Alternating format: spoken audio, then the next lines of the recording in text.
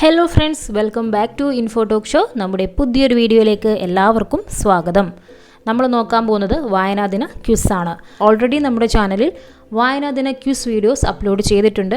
നിങ്ങളത് കണ്ടിട്ടില്ലെങ്കിൽ അതുകൂടെ കണ്ടു നോക്കൂ കേട്ടോ. നിങ്ങൾക്ക് എന്തായാലും യൂസ്ഫുൾ ആവുന്നതായിരിക്കും. അപ്പോൾ ആദ്യമായിട്ട് ഈ ഒരു ചാനൽ കാണുന്നവരാണ് നിങ്ങളെങ്കിൽ പെട്ടെന്ന് തന്നെ സബ്സ്ക്രൈബ് ചെയ്തോളൂ. നിങ്ങൾക്ക് ഒരുപാട് യൂസ്ഫുൾ ആവുന്ന വീഡിയോസ് ലഭിക്കുന്നതായിരിക്കും. അപ്പോൾ ആദ്യത്തെ ചോദ്യം ഇതാണ്: രാത്രിമഴ എന്ന കവിതാ സമാഹാരം ആരുടേതാണ്? രാത്രിമഴ എന്ന കവിതാ സമാഹാരം ആരുടേതാണ്? ശരിയായ ഉത്തരം നോക്കാം. സുഗതകുമാരി. എന്താണ്? രാത്രിമഴ എന്ന കവിതാ സമാഹാരം ആരുടേതാണ്? സുഗതകുമാരി. എല്ലാവരും നോട്ട് ചെയ്ത് പഠിക്കാം. വീഡിയോ കണ്ടുകൊണ്ടിരിക്കുമ്പോൾ തന്നെ ഓരോ ചോദ്യത്തിൻ്റെ ഉത്തരം നിങ്ങൾ പഠിച്ചു തന്നെ പോകാട്ടോ. രാത്രിമഴ എന്ന കവിതാ സമാഹാരം സുഗതകുമാരിയുടേതാണ്. അടുത്ത ചോദ്യം: പരിസ്ഥിതി പ്രവർത്തകയായ പ്രശസ്ത മലയാള കവയിത്രി. പരിസ്ഥിതി പ്രവർത്തകയായ പ്രശസ്ത മലയാള കവയിത്രി. ഉത്തരം സുഗതകുമാരിയാണ്. അപ്പോൾ പരിസ്ഥിതി പ്രവർത്തകയായ പ്രശസ്ത മലയാള കവയിത്രി ആരാണ്? സുഗതകുമാരി. സുഗതകുമാരിയുടെ ഒരു കവിതാ സമാഹാരമാണ് രാത്രിമഴ. അടുത്ത ചോദ്യം: കേരള കലാമണ്ഡലം സ്ഥാപിച്ചത് ആര്? കേരള കലാമണ്ഡലം സ്ഥാപിച്ചത് ആരാണ്? ഉത്തരം വള്ളത്തോൾ നാരായണ മേനോൻ. ആരാണ് കേരള കലാമണ്ഡലം സ്ഥാപിച്ചത്? വള്ളത്തോൾ നാരായണ മേനോൻ. അടുത്ത ചോദ്യത്തിലേക്ക് കടക്കുന്നു.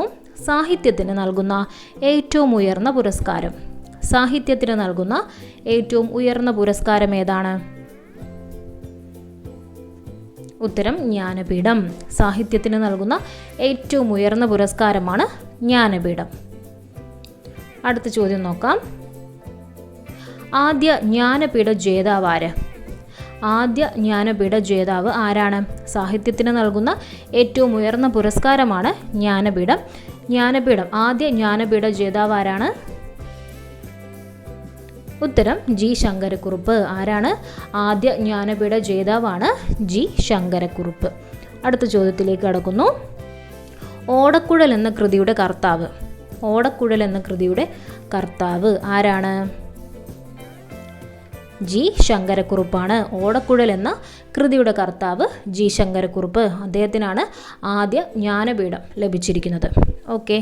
അടുത്ത ചോദ്യം: ഒരു ദേശത്തിൻ്റെ കഥ, ഒരു തെരുവിൻ്റെ കഥ എന്നീ കൃതികൾ ആരുടേതാണ്? ഒരു ദേശത്തിൻ്റെ കഥ, ഒരു തെരുവിൻ്റെ കഥ, ഈ കൃതികൾ ആരാണ് രചിച്ചത്? ഉത്തരം എസ് കെ പൊറ്റക്കാട്. ആരാണ്? ഒരു ദേശത്തിൻ്റെ കഥ, ഒരു തെരുവിൻ്റെ കഥ എന്നീ കൃതികൾ ആരുടേതാണ്? എസ് കെ പൊറ്റക്കാടിൻ്റെ കൃതികളാണ്. അടുത്ത ചോദ്യം നോക്കിയാലോ. എൻ്റെ വഴിയമ്പലങ്ങൾ ആരുടെ ആത്മകഥ? എൻ്റെ വഴിയമ്പലങ്ങൾ ആരുടെ ആത്മകഥയാണ്? ഉത്തരം എസ് കെ പൊറ്റക്കാട്. എൻ്റെ വഴിയമ്പലങ്ങൾ ആരുടെ ആത്മകഥയാണ്? എസ് കെ പൊറ്റക്കാടിൻ്റെ ആത്മകഥയാണ് എൻ്റെ വഴിയമ്പലങ്ങൾ. അപ്പോൾ എസ് കെ പൊറ്റക്കാടിൻ്റെ 2 കൃതികൾ നമ്മൾ മുന്നേ പറഞ്ഞു. ഏതൊക്കെയാണ്? ഒരു ദേശത്തിൻ്റെ കഥ, ഒരു തെരുവിൻ്റെ കഥ. അതും കൂടെ ഓർത്ത് വെക്കുക കേട്ടോ. അദ്ദേഹത്തിൻ്റെ ആത്മകഥയാണ് എൻ്റെ വഴിയമ്പലങ്ങൾ. നമുക്ക് അടുത്ത ചോദ്യത്തിലേക്ക് കടക്കാം. രണ്ടിടങ്ങഴി എന്ന നോവൽ എഴുതിയത് ആര്? രണ്ടിടങ്ങഴി എന്ന നോവൽ എഴുതിയത് ആരാണ്? ഉത്തരം തകഴിയാണ്. ആരാണ്? രണ്ടിടങ്ങഴി എന്ന നോവൽ എഴുതിയിരിക്കുന്നത് തകഴി. അടുത്ത ചോദ്യം ഇതാണ്: തകഴിയുടെ ചെമ്മീൻ എന്ന നോവൽ ചലച്ചിത്രമാക്കിയ സംവിധായകൻ ആര്? എല്ലാവർക്കും അറിയായിരിക്കും അല്ലേ? ചെമ്മീൻ എന്ന പ്രശസ്തമായ നോവൽ, ആ സിനിമയും നിങ്ങൾക്ക് അറിയായിരിക്കും. ആ സിനിമയുടെ സംവിധായകൻ ആരാണ്? തകഴിയുടെ ചെമ്മീൻ എന്ന നോവൽ ചലച്ചിത്രമാക്കിയ സംവിധായകൻ ആരാണ്? ഉത്തരം രാമു കാര്യാട്ട്. തകഴിയുടെ ചെമ്മീൻ എന്ന നോവൽ ചലച്ചിത്രമാക്കിയപ്പോൾ അതിൻ്റെ സംവിധായകൻ ആരായിരുന്നു? രാമു കാര്യാട്ട്. വെള്ളപ്പൊക്കത്തിൽ എന്ന കഥ എഴുതിയത് ആര്? വെള്ളപ്പൊക്കത്തിൽ എന്ന കഥ എഴുതിയത് ആരാണ്? ഉത്തരം തകഴി. ആരാണ്? വെള്ളപ്പൊക്കത്തിൽ എന്ന കഥ എഴുതിയത് ആരാണ്? തകഴിയാണ്. ഓർത്തു വെക്കുക. ചെമ്മീൻ, വെള്ളപ്പൊക്കത്തിൽ, ഇതൊക്കെ ആരുടെയാണ്? തകഴിയുടെ കൃതികളാണ്. അടുത്ത ചോദ്യം നോക്കൂ. മലയാള സിനിമയുടെ പിതാവ് ആര്? മലയാള സിനിമയുടെ പിതാവ് ആര്? ഉത്തരം ജെ സി ഡാനിയേൽ. മലയാള സിനിമയുടെ പിതാവ് ആരാണ്? J C Daniel. ഓർത്ത് വെക്കുക. മലയാള സിനിമയുടെ പിതാവ് JC ഡാനിയൽ. അടുത്ത ചോദ്യം നോക്കാം. മലയാളത്തിലെ ആദ്യ നിശബ്ദ ചലച്ചിത്രം. മലയാളത്തിലെ ആദ്യ നിശബ്ദ ചലച്ചിത്രം ഏതാണ്? ഉത്തരം വിഗതകുമാരൻ. ഏതാണ്? മലയാളത്തിലെ ആദ്യ നിശബ്ദ ചലച്ചിത്രമാണ് വിഗതകുമാരൻ. ഓർത്തു വെക്കുക, മലയാളത്തിലെ ആദ്യ നിശബ്ദ ചലച്ചിത്രം വിഗതകുമാരൻ. അടുത്തത് രണ്ടാമത്തെ മലയാള നിശബ്ദ ചലച്ചിത്രം. ആദ്യത്തേത് ഏതാണ്? വിഗതകുമാരനാണ്. രണ്ടാമത്തെ മലയാള നിശബ്ദ ചലച്ചിത്രം ഏതാണ്? ഉത്തരം മാർത്താണ്ഡവർമ്മ. രണ്ടും പ്രധാനപ്പെട്ടതാണ്. ആദ്യത്തെ നിശബ്ദ ചലച്ചിത്രം വിഗതകുമാരൻ, രണ്ടാമത്തത് മാർത്താണ്ഡവർമ്മ.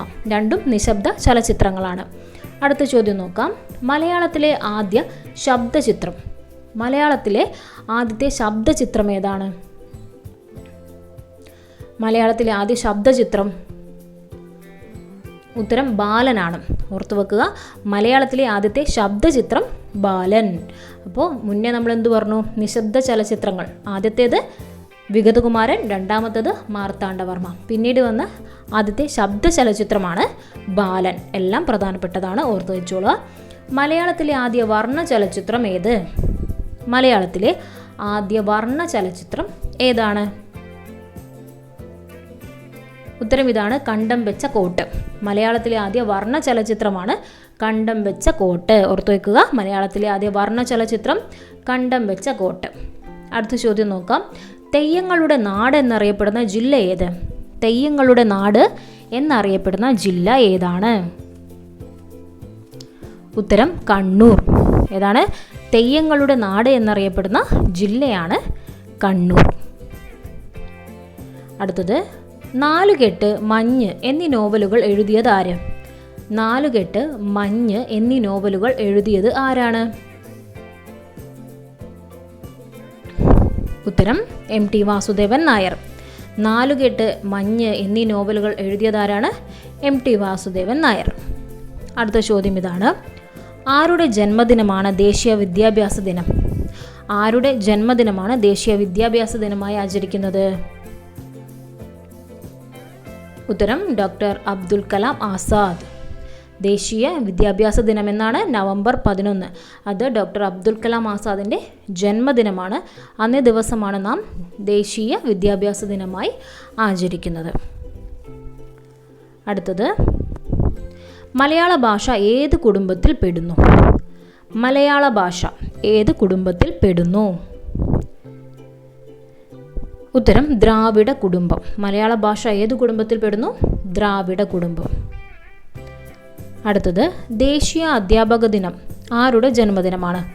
ദേശീയ അധ്യാപക ദിനം ആരുടെ ജന്മദിനമാണ്? ഉത്തരം ഡോക്ടർ S രാധാകൃഷ്ണൻ. ദേശീയ അധ്യാപക ദിനമായി നമ്മൾ ആചരിക്കുന്ന സെപ്റ്റംബർ 5 ആരുടെ ജന്മദിനമാണ്? ഡോക്ടർ S രാധാകൃഷ്ണൻ്റെ ജന്മദിനമാണ്. അടുത്തത് സ്പെഷ്യൽ ക്വസ്റ്റ്യൻ ആണ്. ചോദ്യം നോക്കാം. സാഹിത്യത്തിന് നൽകുന്ന ഏറ്റവും ഉയർന്ന പുരസ്കാരം. സാഹിത്യത്തിന് നൽകുന്ന ഏറ്റവും ഉയർന്ന പുരസ്കാരം ഏതാണ്? ഈ ചോദ്യത്തിൻ്റെ ഉത്തരം എല്ലാവരും നമ്മുടെ കമൻറ്റ് ബോക്സിലേക്ക് രേഖപ്പെടുത്തുക. ഒപ്പം നിങ്ങളുടെ പേരും കൂടെ ആഡ് ചെയ്യാൻ മറക്കണ്ട. അപ്പോൾ ചാനൽ സബ്സ്ക്രൈബ് ചെയ്യാൻ മറക്കരുത്. കൂടുതൽ വീഡിയോസുമായി വീണ്ടും കാണാം. Thank you for watching.